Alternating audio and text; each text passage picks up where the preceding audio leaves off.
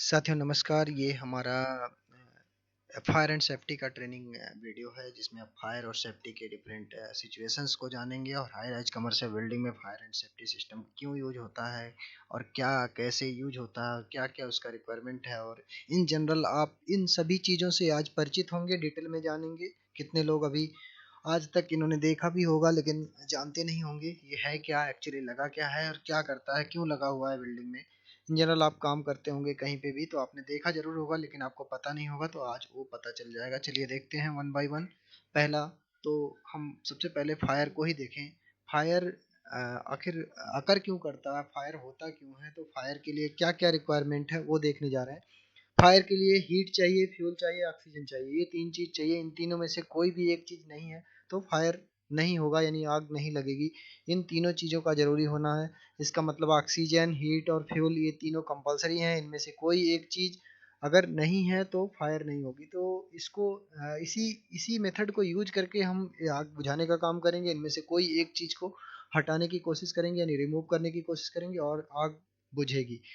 ये fire triangle है जो आप सामने देख रहे हैं। फायर जो होता है वो ऑक्सीडेशन रिएक्शन होता है। फ्यूल और ऑक्सीजन के बीच का एक रिएक्शन है, ऑक्सीडेशन होता है और उससे आग लगती है।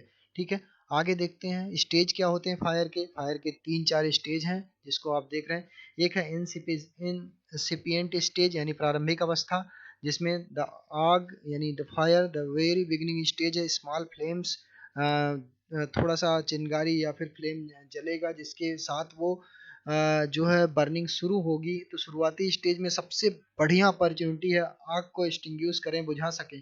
तो उस बुझाने के लिए आपको क्या करना होता है, इन जनरल आसपास कुछ भी अवेलेबल हो उससे आपको आग बुझा देते हैं इन जनरल। तो उसी को आप देखेंगे। और ये स्टेज होता है जिसमें स्मोक डिटेक्टर जो होता है बिल्डिंग में लगा हुआ वो डिटेक्ट करता है और साथ में बस्ट होता है। तो आगे देखेंगे ये बहुत ही क्रिटिकल स्टेज है, इसी समय आग को आप कंट्रोल कर पाते हैं। इसके बाद ग्रोथ स्टेज होता है। फायर स्प्रेड हो जाता है, इंटेंसिफाई हो जाता है, उसकी इंटेंसिटी बहुत ज़्यादा बढ़ जाती है, टेम्परेचर भी बढ़ जाता है। 300 टू 500 डिग्री सेल्सियस तक टेम्परेचर हो जाता है और बहुत ज़्यादा फ्यूल को बर्न करने लगता है, यानी आसपास का एरिया में जो भी चीज़ें हैं उसको बर्न करने लगता है। और जो बर्न करने लगता है जिसकी वजह से आग बहुत तेज़ी से फैलने लगती है। तो अब यही स्टेज है जहाँ पर आपको क्या है, इवैक्यूएट हो जाना उस एरिया से। यदि आपको फायर सिस्टम के बारे में नहीं पता है तो वहाँ से हट जाना है और कोशिश करना है कि ऐसे एरिया में चले जाएं जहाँ पर आपको जान माल की क्षति ना हो। यानी आप पहले अपनी बॉडी को बचाएं, अपने खुद को बचाएं, फिर कॉल करें नियर बाई जो भी अथॉरिटीज है, जैसे कि फायर एक्सटिंग्विशर टीम होती है, फायर ब्रिगेड की टीम होती है, उसको कॉल करें और फिर आग फायर फाइटर यानी प्रोफेशनल उसे बुझाएंगे, जो उस लाइन के प्रोफेशनल। फुल्ली डेवलप स्टेज आगे इसके बाद हो जाएगा।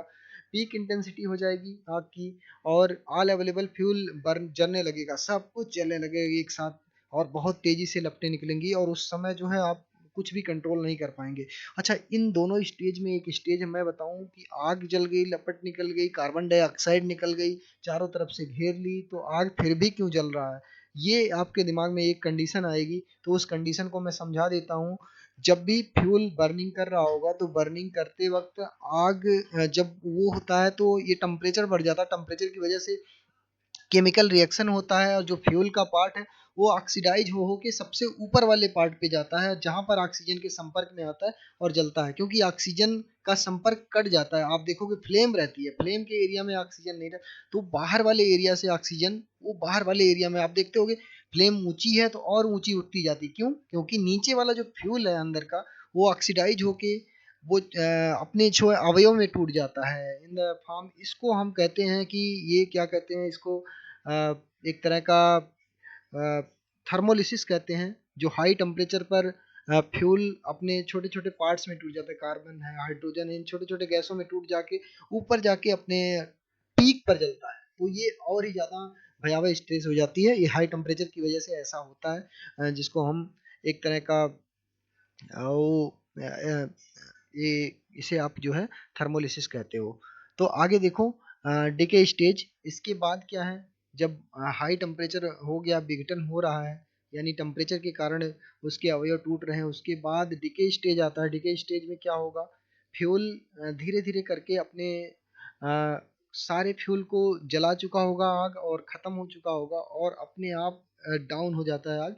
या फिर फायर एक्सटिंग्विशर टीम उस पे फाइट कर रही होती है और वो ओवरऑल को सप्रेस कर देती है with the help of water, that means removal of heat of, या फिर ऑक्सीजन को रिमूव करके, या फिर कोई और तरीका जैसे कि फ्यूल को ही वहाँ से हटा लें, फ्यूल को कट कर लें, उस एरिया से हटा लें, दूर कर लें जो जलने वाला।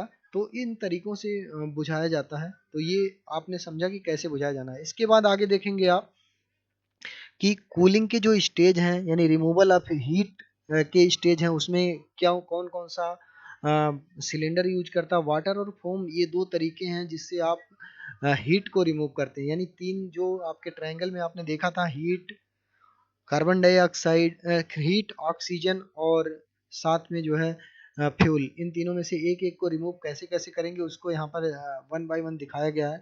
कूलिंग, कूलिंग का मतलब हीट रिमूवल प्रोसेस, जिसमें क्या करोगे आप, वाटर या फिर फोम के हेल्प से, ये क्लासेज के अनुसार डिसाइडेड है कि कब यूज करेंगे इसको, उसकी हेल्प से सीधा सीधा डिजायर्ड एरिया पे जहाँ पर फायर अकर हुआ है वहाँ पर इसको डायरेक्टली फ्लैश करते हैं और वो जो है कूल डाउन हो जाता है, और कूल डाउन होने की वजह से, हीट रिमूव होने की वजह से आग बुझ जाती है।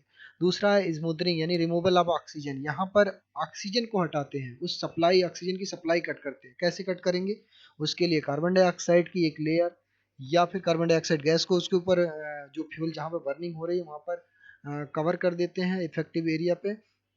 बी और सी टाइप का सिलेंडर यानी फायर सिलेंडर इसमें यूज किया जाता है। फोम या फिर कार्बन डाइऑक्साइड इस पे ऊपर से एक क्लाउड बना देता है, एक तरह का ब्लैंकेट बना देता है, जिससे ऑक्सीजन की सप्लाई कट जाती है, या फिर ड्राई केमिकल भी यूज होता है कहीं कहीं, तो ये ऑक्सीजन की सप्लाई करता है। तीसरा है स्टारवेशन, दैट मीन्स भूखा कर देना। भूखा कर देना यहाँ पर नहीं, यहाँ पर मतलब होगा कि रिमूवल ऑफ फ्यूल, ही जो फ्यूल है यानी आग को जलने के लिए कोई जलने वाला जो ज्वलनशील पदार्थ है उसी को आपने हटा दिया। जो बर्निंग फ्यूल है, बर्नेबल मटेरियल है, ज्वलनशील पदार्थ है, इग्नाइटेबल मटेरियल है, उसको ही आपने हटा दिया। तो हटा दिया जिसकी वजह से वहां पर क्या होगा कि अब फ्यूल ही नहीं है कुछ जलने को, तो वो ऑटोमेटिक बुझ जाएगा। तो ये तीसरा तरीका है। तीन तरीके से इसे कट करते हैं। तो inhibited the chemical chain reaction, अगला वाला है ड्राई केमिकल और हेलोजेंस, ये दो और तरीके हैं। हेलोजेंस और डाई केमिकल का क्या यूज है, हेलोजेंस जो होता है क्लोरीन, फ्लोरीन, ब्रोमीन, आयोडीन, जो कि बहुत हाईली रिएक्टिव होते हैं।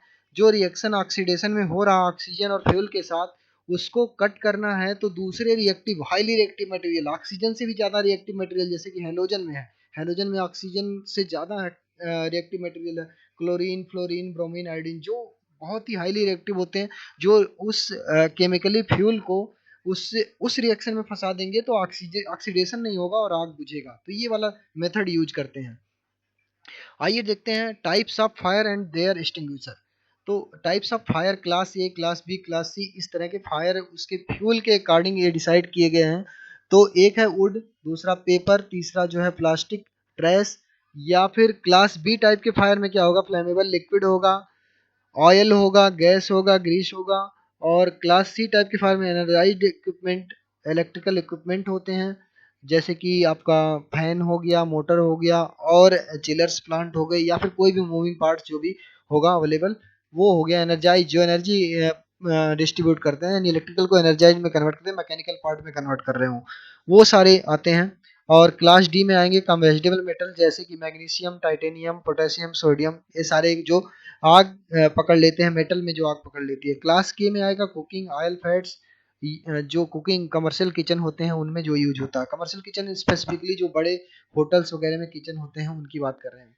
तो इसको डिस्टिंग्विश करने के लिए इसका एक्सटिंग्विशर अलग अलग टाइप का यूज होता है, उसके सामने इंडिकेटेड है। Water form, dry chemical class ए टाइप के लिए यूज कर सकते हो, यानी कोई भी यूज कर सकते हो। क्लास बी टाइप में आपको वाटर को अवॉइड करना है, क्योंकि वाटर जो है जब भी जाएगा तो गैसोलिनी या फिर ऑयल जो हल्का होता है, और वो वाटर पड़ने से स्प्रिंकल होगा, आग बढ़ने के चांसेस बढ़ जाएंगे, स्प्रेड कर जाएगा।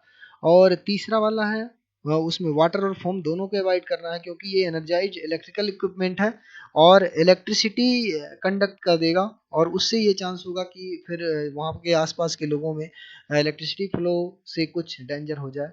तो ये तीसरा वाला को भी इस तरह से आप अवॉइड करोगे, वाटर और फोम नहीं यूज करोगे जब भी इलेक्ट्रिक से आग लगेगी।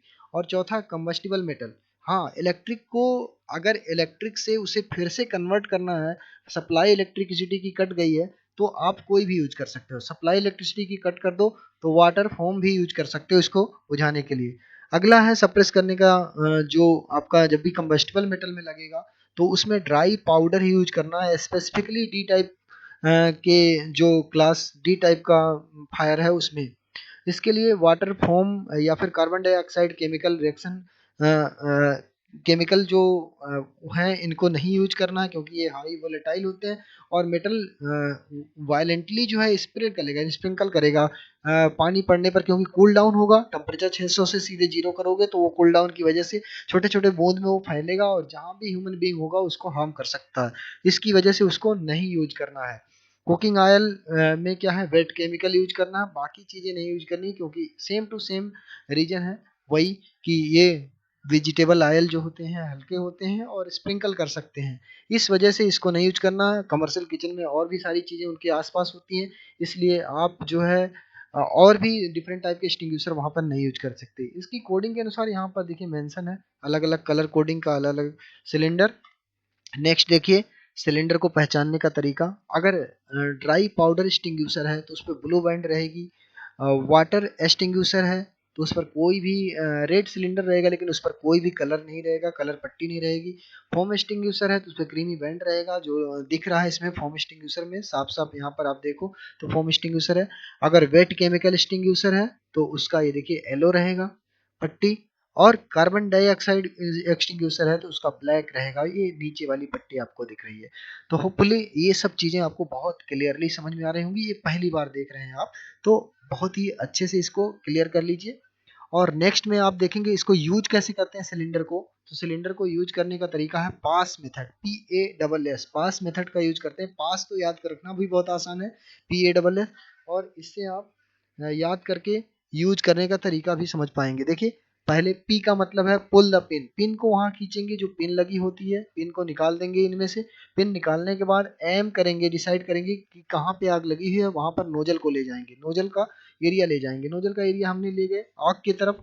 अब इसके बाद क्या करेंगे, स्क्वीज करेंगे। स्क्वीज का मतलब इसको आप प्रेस करके खोलेंगे या फिर घुमा के खोलने वाला नोब है तो घुमा के खोलेंगे, धीरे धीरे खोलेंगे, उसी के अनुसार यहाँ से अब निकलना शुरू होगा, स्क्वीज आउट होगा।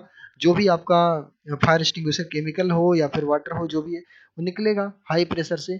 आप स्वीप आउट करेंगे यानी थ्रो आउट द आग, चारों तरफ घुमाएंगे और आग बुझ जाएगी।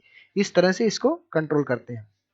कुछ ऑटोमेटिक अलार्म सिस्टम है यहाँ पर, यदि आपसे कंट्रोल नहीं होता है तो उस टाइम बिल्डिंग में आपने देखा होगा ये अलार्म सिस्टम लगे हुए हैं, इसको आप प्रेस करके इन्फॉर्म कर सकते हैं और टीम फिर हैंडल करेगी उसको। ये सारी चीजें यहाँ पर दिख रही हैं, देखिए ये पुल डाउन करेंगे यहाँ पर इस टाइप का है, प्रेस करेंगे अंदर तो यहाँ पे होगा, पुल करेंगे तो ये पुल डाउन की तरफ से अलार्म बजेगा। तो इस तरह का सिचुएशन अराइज होता है तो ये भी यूज आप कर सकते हैं, लेकिन ये हाईली रिकमेंडेड जब है जब आग आपसे कंट्रोल ना हो, पूरी बिल्डिंग को बताना हो।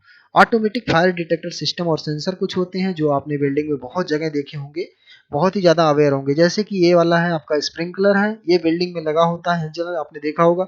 ये क्या होता है, ऑटोमेटिक स्प्रिंकलर है, ये डिटेक्ट करता है, क्या डिटेक्ट करता है, जब भी हीट ज्यादा होगी यानी आग को हीट से डिटेक्ट करता है आग लग चुकी है। अगर हीट बढ़ गई 57 डिग्री से सेल्सियस टेम्परेचर हो गया रूम का, उस टाइम ये बस्ट हो जाएगा। कौन सा बस्ट होगा, ये ग्लास का ट्यूब, इसके अंदर जो है या तो ग्लिसरीन प्लस वाटर का मिक्सचर हो या फिर जो है आइसोप्रोपिल अल्कोहल भरा होता है, जो कि टेम्परेचर के साथ, टेम्परेचर सेंसिंग लिक्विड है, टेम्परेचर के साथ ये फैलता है, बढ़ता है। तो ये जो लिक्विड है ये ग्लास को एक तरह से बस्ट कर देगा, फट देगा। तो इसमें फटने के बाद ये पूरे एरिया में वाटर ऑलरेडी चैनल में भरा होता है यानी हेडर में भरा होता है, वो तेजी से फैलेगा। उसका हाई प्रेशर होता है 50 से 60 PSI, तो तेजी से फैल वाटर को स्प्रिंकल करेगा और आग को बुझाएगा। या स्मोक डिटेक्टर है, स्मोक से भी आग डिटेक्ट करेगा और अलार्म को अलार्म दे देगा। स्मोक अगर धुआं बहुत ज्यादा हुआ तो धुआं से भी ये जल उठता है और अलार्म दे देगा, ये अलार्म सिस्टम है। तो आपको समझ में आ गया होगा होपफुली सब चीजें। हाँ धन्यवाद। ओवरऑल लाइक और सब्सक्राइब करना ना भूलें, धन्यवाद। आपके लाइक और सब्सक्राइब से हमारा मोटिवेशन बढ़ता है और इसे करके आप हमें मोटिवेट करते रहें, जिससे मैं आपके लिए और भी educational specially industrial purpose education video बनाते रहूं। धन्यवाद।